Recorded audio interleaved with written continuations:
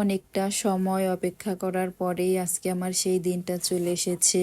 প্রায় ২ থেকে ৩ বছর ধরেই আমি চাচ্ছিলাম সাজেক যাব। কিন্তু সেরকম সময় সুযোগ কখনো হয়ে ওঠেনি যাওয়ার জন্য। তো এবার আমরা সত্যি সত্যিই চলে যাচ্ছি। আর আমি সত্যিই জানতাম না যে এবার সত্যি আমরা সাজেক যাব। অনেক জায়গায় প্ল্যানিং করার পরে এখানে আমরা যাওয়ার জন্য প্রস্তুতি নিচ্ছিলাম। তারপরে এখানে আমরা চলে আসার পরে যাত্রা বিরতি দিল কুমিল্লাতে। তারপরে এখানে আমরা কিছু খেয়ে নিলাম। ৩০ মিনিট দিয়েছিল যাত্রা বিরতি। ঝটপট করে আমরা খাওয়া দাওয়া শেষ করে এবার চলে যাব আমাদের গাড়ির দিকে। আর আমাদের রুমটা একটু অগোছালো ছিল, কারণ বাবুর রুম এটা, বুঝতে হবে। আর মাম্মাম এখানে এসে একটু আনইজি ফিল করছিল। আমারই ভালো লাগছে না, ওর কি ভালো লাগবে, একদম দম বন্ধ হয়ে আসছিল।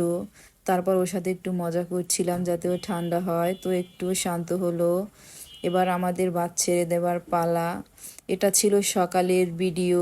তারা দুজন কিভাবে ঘুমাচ্ছে আর আমি উঠে দেখছি বাহিরের ভিউটা কত সুন্দর।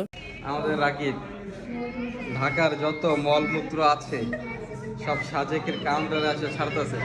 15 মিনিট হয়ে গেছে, আমার বন্ধু এখনো বেরোতেছে না। জানি না আর কখন বেরোবে।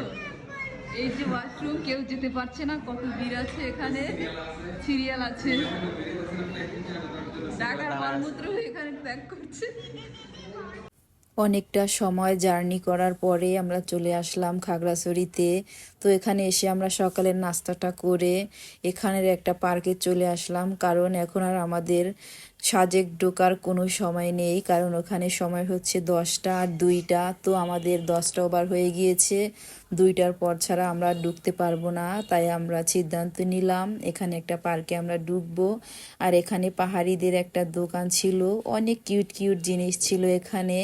তো আমি দেখতেছিলাম, বাট এখন তো কেনা সম্ভব না। তো বাবুদের জন্য কিছু কিনে নিয়েছিলাম, আমরা বড়রা কিছুই কিনি নাই।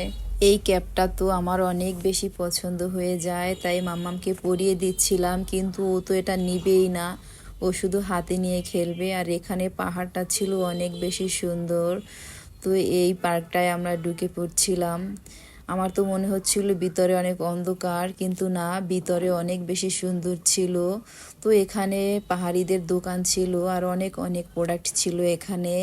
তারপরে আমরা ভিতরে চলে যাচ্ছি। আর এই পার্কের সব থেকে সুন্দর জায়গা যেটা, সেটা হলো ঝুলন্ত ব্রিজ।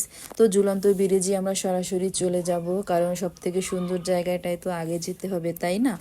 আর ব্রিজটায় ওঠার পরে অনেক বেশি দুল ছিল, আমার ভয় লাগছিল। তো আমি একটু লালা লালা করে নিলাম, তারপরে আমি চলে যাচ্ছি ওপারে। আর এখানে এসে দেখি আমাদের বোট রেডি, তারপরে বোটে উঠে পড়লাম। আমার তো অনেক বেশি ভয় লাগছিল, কারণ পানি আমি সবসময় বেশি ভয় পাই। তারপরে আমরা বোট শেষ করে চলে আসলাম উপরে। এখানে আমরা বিখ্যাত পেয়ারা মাখা খেয়ে নিব। তো ফুটেজটা নিতে ভুলে গিয়েছি, কি করব।